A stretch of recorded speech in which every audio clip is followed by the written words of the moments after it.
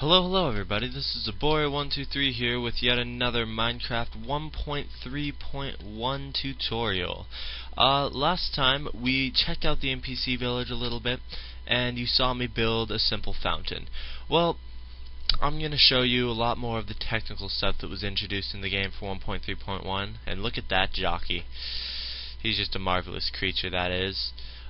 Starting with a simple mechanism of tripwires. Tripwires were released on the update of 1.3.1, and they set off a small redstone pulse when you trip or when you walk over the string.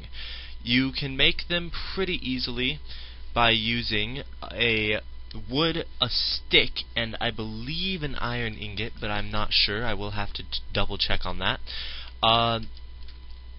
I was testing some stuff out before I started recording, and I noticed that in order for the tripwire to actually activate anything, as you can see, it can turn off redstone torches, open doors, it can also activate dispensers or music blocks. So say you have a dispenser here, and you fill it with some coal, right? And you're just like, boom, and then it drops a coal, and assuming if the coal dropped on this tripwire, it would activate another coal. So you could set up, see, like that, and it would keep shooting. So if you could set it up right with arrows, you could set it up where when somebody touched the tripwire, when the arrow shot, if it didn't hit anything, it would once again hit the tripwire and shoot off another arrow, which would be good for a mob trap because you can actually set up it like redstone. So if I touch it here, does it go off? No. Alright. Oh, yeah, see? As long as you touch it in some sort of linked loop, it looks like, then it can set off on redstone.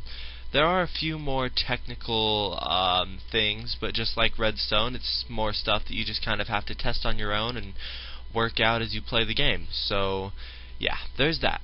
The next thing, which you guys might have seen when I flew towards the NPC village, is you saw a little pillar of jungle wood, which I have right here. And you probably also saw some weird bulbous looking things on it. Well, I'm going to tell you what those are right now, after I find them. Miscellaneous, maybe? I'll just search them. Those are a new update for cocoa beans. Basically, if you have, I'll test it with this wood as well, but say you place down wood. Oh, see, you cannot do it with any other wood other than jungle wood. But you can actually find cocoa beans in the jungle now, and when you place them on there, they'll slowly grow over time. It's just like wheat, it just takes some time to grow, and eventually they'll turn a golden color, and when you break them, you'll get 3 to 4 cocoa beans back. So it's a way for cookies to actually have a purpose now, be a little less too much work to go through a jungle or a dungeon just to get cocoa beans, you know. So yeah, there's tripwires, cocoa beans. There is a new trading system I figured out on accident while trying to shoot the first take of this. So why don't we get a villager out here and I'll show you what's going on with that. Villagers, okay, there we go. So basically, if you have your friend here and you right click on him, he asks for, see, if you have 11 emeralds, he'll give you a diamond axe. That one will. Then if you do him, oh, get back here. I believe he is the librarian.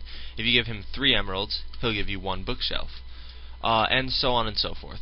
So, zombies obviously still attack them. 12 books, and he'll give you an emerald because he wants the books. An emerald, he'll give you 5 glass. 13 books, he'll give you an emerald. 17 raw beef, he'll give you an emerald. Anytime you find an NPC village, if you give him 5 diamonds, he'll give you 1 emerald, which isn't a fair trade.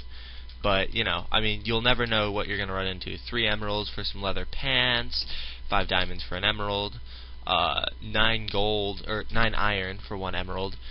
So it's just completely random trade system. Some people will ask for 2 things, like you'll find it and it'll be like, one guy wanted 15 gravel and 2 emeralds, and he'd give you 4 flint, or whatever, like the little, you know, flint.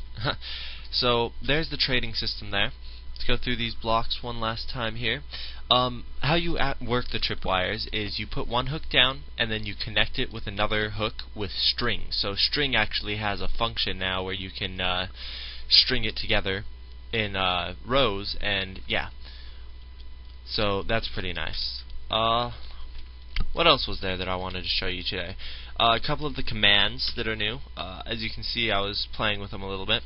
There's the teleport command, which is simply TP your name, and then either coordinates, or you can do a player. Like if I wanted to go to negative 344 31 234, I would be down here, which I've been before, as you can tell, because that was my first test with the teleportation command. So yeah, there are commands like that. There's also experience commands, which is why I'm level 32. See, all of this, these are cocoa beans. This is what they look like fully grown. There's a second stage that one should reach pretty soon. So yeah, there's all that. There's where I was working, as you can see. I have this book and quill here because it has the coordinates of my fountain. That way, while we're off looking for a desert jungle or whatever, you know, whatever dungeons we look for, I can always come back here to my stuff that I've built. So yeah, let's see, what's this guy gonna give us? Ooh, 7 cooked chicken. See? So it's really useful. Sometimes they ask for emeralds, sometimes they'll give you emeralds for things. So it's a pretty cool little trade system. You can find emerald in the Giant Hills biome, and it appears just as often as gold does, and I'm not exactly sure of the whole functionality of it all, but it's pretty simple. Not necessarily simple to find, but how it works is simple enough, if you understand what I mean, my meaning by that. So yeah. If I do ever find a natural desert mine, or not mine, a well, that'll be kind of interesting, because I've actually never seen one except for on the wiki, so those are kind of cool. Basically they're just a well that just kind of appeared there one day. This is kind of interesting. Let's fill this. Anybody who wants to go explore down and there's water in the way, here's a little tip. Fill it, and then just fill up the watery space, and then when you break it down, boom, nothing. See? So there's some coal. Let's see if there's a dungeon down here. Not necessarily a temple, but just a dungeon, you know.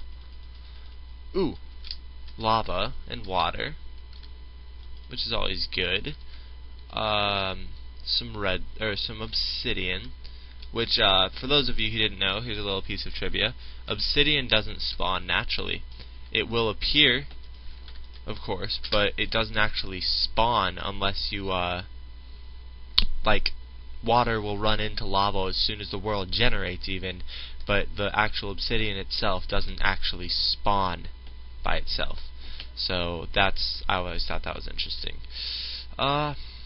See, that cocoa plant still hasn't grown at all, but all these other ones are fully grown. So if I go to game mode, which you can switch any time now without downloading single player commands, because I know I don't have them, as you destroy them it gives you cocoa beans, and they actually give off, I'm not sure if that light is actually radiant during the night or not, but it is it does give off a little glimmer as you destroy it. And these things are actually everywhere in the jungle. Like, I made a world and spawned in the jungle and was expecting them to be kind of rare, but they really are. They appear everywhere. So, and see, that one only gave me 1, but now I have 50 cocoa beans, and I mean, it's just like wheat. You get some, and then you can regrow them, and so on until you have as much as you need or want. I mean, there's no actual limit to it. See, if I were to give him an emerald, he'd give me 10 cookies. Sorry, I really like the trade system. So this is where I was testing redstone tripwires for this video before I started. What say you, we stop this video for now. I will continue searching and looking around here in our next episode of a Minecraft Let's Play 1.3.1 tutorial. Thank you all so much. Have a wonderful day.